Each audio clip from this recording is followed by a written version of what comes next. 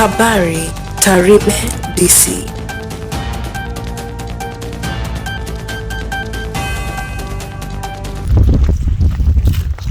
Taratibu za utoaji wa ardhi kwenye kijiji zinasema hivi: mimi nikitaka kupata ardhi yote, iwe kuwekeza,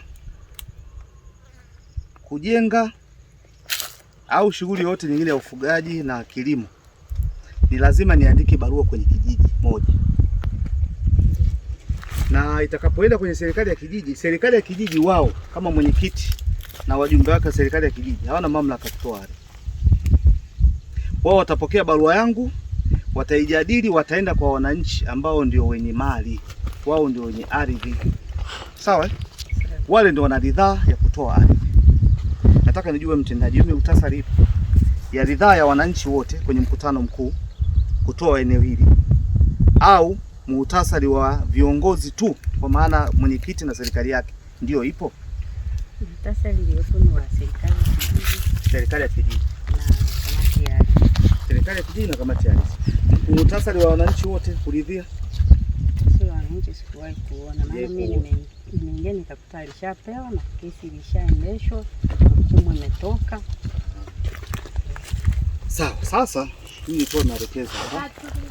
Tumekuja kumtembelea mzee, kuja kuangalia kwa amebomolewa, ni mwananchi wetu.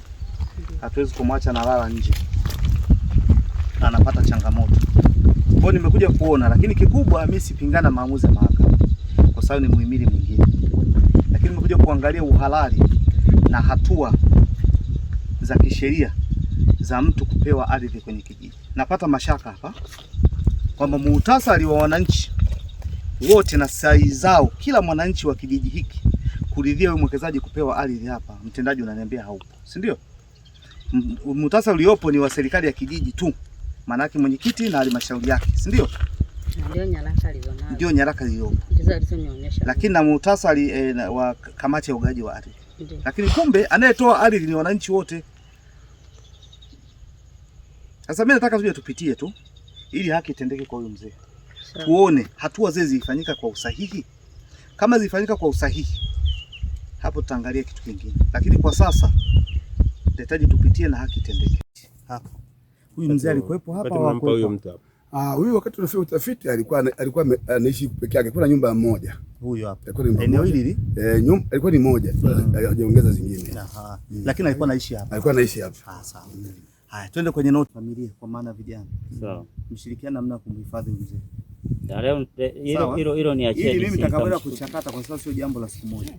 Tutakamera kuchakata, tuangalie ndani nini kilifanyika. Na baadaye nitamhitaji mwekezaji aniletee nyaraka zake za kupata ile eneo zote. Sawa. Nizione. Kwa sababu na ninyi mnasema mlikuwa mjui kama kesi inaendelea. Hatuwezi kuingia kwenye maamuzi ya mahakama, hatujui nini ambacho kiliendelea mahakamani.